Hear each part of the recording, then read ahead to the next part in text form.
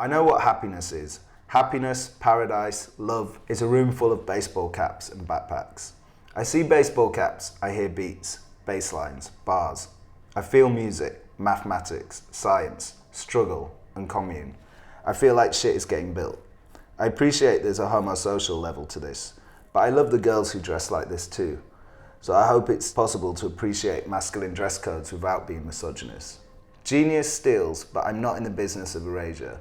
It's massively important that I acknowledge Steve Bryden and Gary Warner's One Size Fits All, the authoritative book on baseball caps. I'm a fashion journalist, so I'm going to put a fashion spin on things. But streetwear already has its culture, its experts, its brainiacs, and fashion needs to recognise these guys. So, back to baseball caps. Growing up, you want the best. I could save up my dinner money and money I saved from buying the wrong tickets for the bus, and buy the most expensive cap in Foot Locker back in the day. A multicoloured starter cap to go with my Naked Tech Challenge trainers, or the Stussy cap that had me particularly feeling the seduce me, dress me up in Stussy bar on Tricky's Hell is around the corner. When I was buying caps as a kid, you're extremely unsophisticated as a child. You know, it was literally, I think Foot Locker had only just launched in the UK, and I used to go to Foot Locker with my best mate, Simon Thomas, and our idea of an amazing day out was to go to McDonald's, buy a milkshake, and dream about being able to afford a Big Mac and go and look at the trainers in Foot Locker. I mean, that's what we did. So it was just literally, what is the most expensive cap in Foot Locker, and I'm going to buy it. And the two I particularly remember were Starter and Stussy. And I don't really even know how I knew that Stussy was cool. It just felt infinitely cool, because this was a little bit after the sort of Stussy Tribe adverts. They were late 80s when Stussy was really doing incredible adverts. But I just knew Stussy was just felt incredibly cool. Baseball caps obviously have become a more popular form of dressing. I guess partly it's because baseball caps go with smoking weed.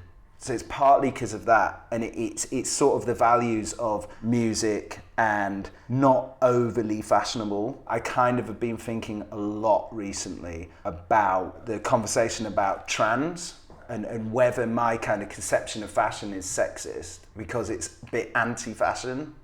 Baseball cap is ultimately decorative, but it's also functional. It's a functional object, keeps the sun out of your eyes, but it also means you don't have to think about your hair, which is incredibly useful to a boy who is probably in your kind of adolescent years. You know, you're just thinking about music. I'd go somewhere and I'd see baseball caps and backpacks and I'd just be happy. I just think these guys like music, and they probably like hip hop, and they probably like drum and bass. Yeah, the homosociability of it. I thought about this in terms of my preference for not too fancy fashion and whether this was sexist, because, you know, the narrative at the moment is consistently about femininity, and I realise that it's because people say feminism isn't about everybody being a woman, it's just about removing the performativeness of masculinity. What's interesting is that the girls who dress like this I tend to have a massive love for as well. So actually there's a lot of girls out there who dress in baseball caps and backpacks. And so I think there is a homosociability to it. But I think actually you can access that by that dress code. And I guess it's the baseball cap is like the starter for streetwear. Obviously there's trainers on the feet, but the baseball cap is at the other end of the body, is the starting point for streetwear. It turns any look into a streetwear look. And I think what's really interesting about that for me is I'd love to wear a suit in terms of being attractive. You know, I'm a man of a certain age, and actually I know I would look more attractive in a suit sometimes than some of the clothes I wear. But I can't join the man. I can't be the oppressor. And the baseball cap is specifically a child, it's also a sportsman uniform. One of the interesting things about the way caps work in terms of mass versus niche is that there's always an alternative way of wearing a cap. So one of the pieces that I commissioned last year, there are certain things that just make you laugh, because you know, as a fashion writer, when you see a trend and you get that trend, I don't know, it makes my eyes roll in the back of my head. It's like a rush of adrenaline. In America, for a few years, for about 4 or 5 years now, snapbacks have been the big thing. So the fitted cap is like the big new era cap with the sticker. We did a thing about the snapback being dead, and my editor was a little bit worried that I was being too niche. But the people that know now that you must bend your rim and that you must have a sort of drawer closing cap. There's sort of 2 points I check on somebody's clothes, and that's if they've got sports socks on and what they're doing to their cap. Because I think if you've got, this is insane, but if you've got sports socks on and you're wearing your cap with a bent rim, then I know you kind of know where sportswear's at. And if you don't, then you don't.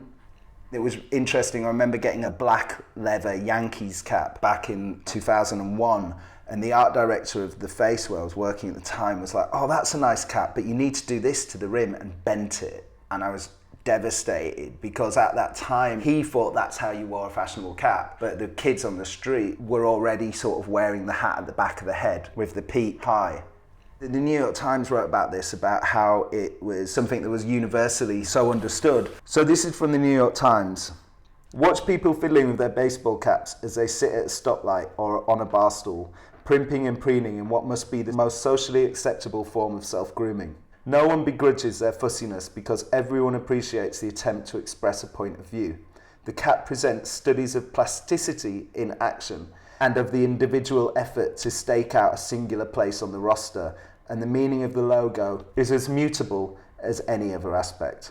I guess the key point there from the New York Times is the cap presents studies of plasticity in action. What I compared it to is denim. Fashion designers are obsessed with finding the new denim.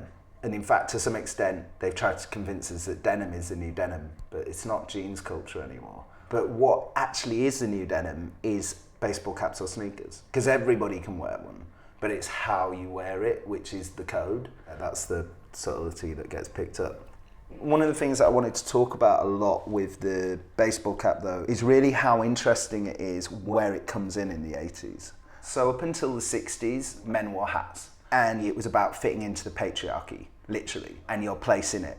And different social ranks wore different hats. And the baseball cap is literally an example of how that's broken down and how we refuse to be ranked. And what's interesting is that the baseball cap comes into fashionability based on the most angry musical form of the 80s, which is gangster rap. It's almost as soon as gangster rap comes in, you have baseball caps. And pre that, you didn't. I mean, to some extent, the Kangol hat that LL Cool J and Run DMC are wearing is being worn in the same way as the baseball cap. But it's quite interesting that change. I've kind of got a few examples. So it's literally like you've got Run DMC, LL Cool J, Eric B and Rakim. And then as gangster rap comes in with Public Enemy, NWA, Just Ice and Boogie Down Productions, which Boogie Down Productions is KRS-One's guys. The baseball cap comes in there, and I think that's really interesting. You've got people like Burt Reynolds wearing them. They're being worn, so it is where it moves into subculture, definitely. Because you've got Americans wearing them as an Americanism. And also what's really interesting is it kind of is an example of, you know, everybody hates America. Everybody wants to dress American. It's like in the 60s, all good French communists or situationists would be wearing jeans and wanting to look like an American rock star. And nowadays, it's exactly the same process with caps. You know, it's the most American item. It's almost be impossible to almost imagine the kind of archetype of British working class these days without a cap. And there's always the delicious Burberry baseball cap. I think everybody ever has wanted to go to the Burberry show in a Burberry baseball cap and just, you know, because that kind of image is so powerful and has done so much damage to their conception of themselves that it's actually almost preventing the brand from modernizing, because that kind of horror at that baseball cap has meant that the brand can't engage, and is why it's stuck promoting rock music. It can't move out of that. It can't engage with hip hop. It can't engage with dance music. What's interesting is that you do have other caps. You do have like the painter's cap, which is kind of flatter and rounder, and you do have the trucker cap. So the baseball cap is, you know, they're not baseball caps, but they're worn like baseball caps. You know, there's something very analogous to a baseball cap is worn by Chinese soldiers in the mid-20th century. It's worn in the same way. Nazir definitely changed that, and what's quite amazing about the way Nazir changed the shape of the cap was that he gave something that he knew guys would really want. There's two kind of things that a hat does. Once it stops being a signifier of your place in the patriarchy, what are the other two things that cap does? It's a crown or it's a halo. That's its job. And having that ostentatiously expensive, hard to find cap is a kind of a crown. The Cottweiler cap is quite funny because it's incredibly difficult to get hold of, because they're handmade in the studio. And there's definitely a politicalness in it, in that it's, everybody is bandying around the world patriarchy at the moment, and it's absolutely anti-patriarchy. The venom on the New York Times article about wearing hats backwards and about what age you must stop wearing that hat backward. And I understand, there's always this tension between grow up, take responsibility, because otherwise you're just a consumer, and rebel, because it just doesn't fit into those neat places. What's interesting about the gangster rap thing is until about that period, the baseball cap was nearly always merchandise. It wasn't a fashion item in that it was advertising something, either a brand or a baseball team, which is what you'd expect. And it was also one of the first items that was really based around sponsorship, and one of the first things to get involved in that kind of sponsorship. But it's also quite interesting politically, I guess. Baseball was an incredibly racist sport. Black players were banned from baseball. And so to have something end up being popularized by gangster rappers is quite a sweet poetry to it. I remember back in around 2000, there were 3 of us that wore baseball caps that had anything vaguely to do with fashion in a way that I would say was right. And that was, I remember Nicola Formichetti was always wearing a baseball cap. Andrew Davis, was always wearing a baseball cap, and I wore a baseball cap. And I think what was interesting was, there was probably lots of other people in fashion wearing baseball caps, but those 2 were wearing their baseball cap on the back of their head, and they also wore sportswear. There's a picture of Nicola in ID from that time, and you could put that picture anywhere now, and he'd still look bang up to date. And it's to do with the way he's wearing that cap in that picture. And I think that was quite interesting. The Ralph Lauren cap is such a big part of the fashion for baseball cap in New York. In England it doesn't have that same resonance. But in New York, the kind of fashion for baseball caps has a lot to do with the low kind of trend and the idea of, Ralph Lauren being such an important thing in late 80s and 90s hip-hop fashion. There isn't a Nike of caps. New Era are the baseball cap. They make all the baseball caps for all the teams. But the difference between trainers and hats is that there's no Nike.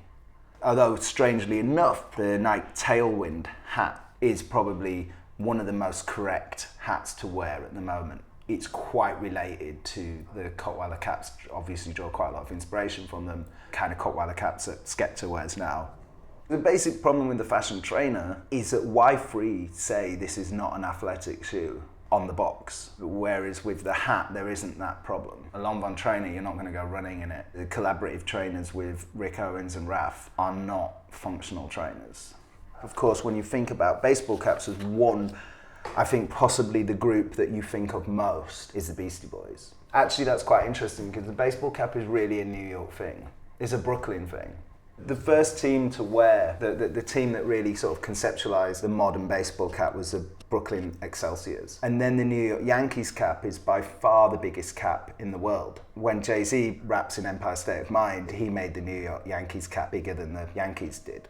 So the baseball cap is so iconic New York, which is, interesting because essentially all humans on the planet want to live in New York.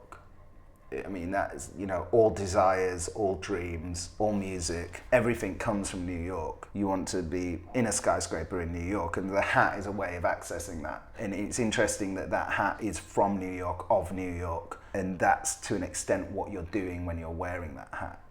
I had this bizarre thought that Keith Haring essentially invented Flavor Flav's dress code. Because Keith Haring is also always in a baseball cap, and obviously that was to an extent because he was bald. But there's nothing more New York than that kind of Keith Haring image.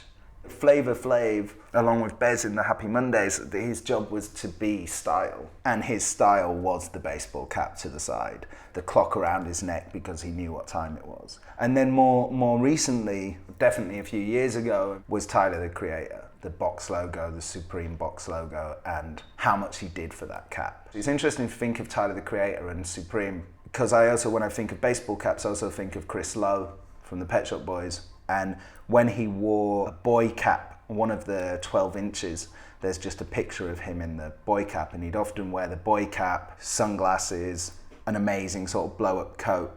And all of the, you know, Chris Lowe, Flavor Flav, Keith Haring, they wouldn't look out of date now.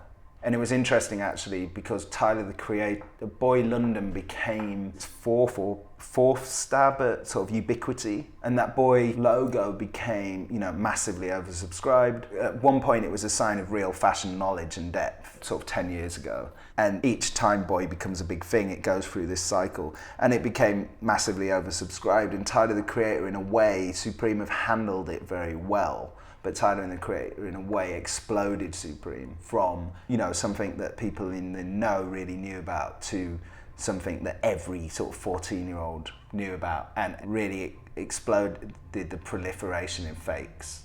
And of course, the baseball cap is always that symbol of angry teenager.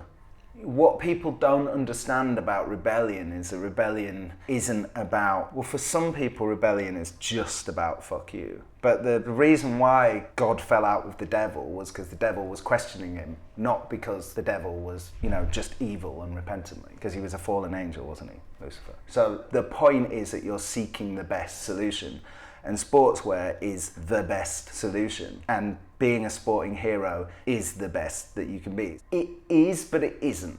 Often when you buy sportswear, you're buying it actually to buy the best. You're not necessarily buying it to rebel, but it does hold that significance. Because when you're young, you don't think the best is a suit. Nike's genius was crossing over from a very vanilla company to become a symbol of rebellion through the Spike Lee adverts with the cycle cap, which is another kind of honorary baseball cap. Hats have always been about social class, but they've also been about religion. It's quite funny how many religions insist on hats that, conveniently enough, cover up the male bald patch. You know, because hats have a relationship to God, and now their God is youth. Eternal youth is our idea of paradise now. So I think the baseball cap fits into that quite neatly and comfortably. And sport is also an elevation of the body over social and economic hierarchies. When you're participating in sport or you're dancing, you're not thinking about social hierarchy. You know, the people in the VIP area in the club never have as good a time as the people on the dance floor. The baseball cap, again, is a kind of flattening of that. It's a we're all the same. It's interesting when you look at how the people in Knightsbridge, the kind of billionaires, youth in Knightsbridge, all dress in streetwear. They want to look like a rich rapper, they're not trying to look like Prince Charles. This idea, which I can imagine a lot of people would find quite irritating, me trying to convince them that the baseball cap is the death of patriarchy, is true. I guess again, there's a difference there because your hat ceases to be a bow down to God and becomes you trying to be your hero.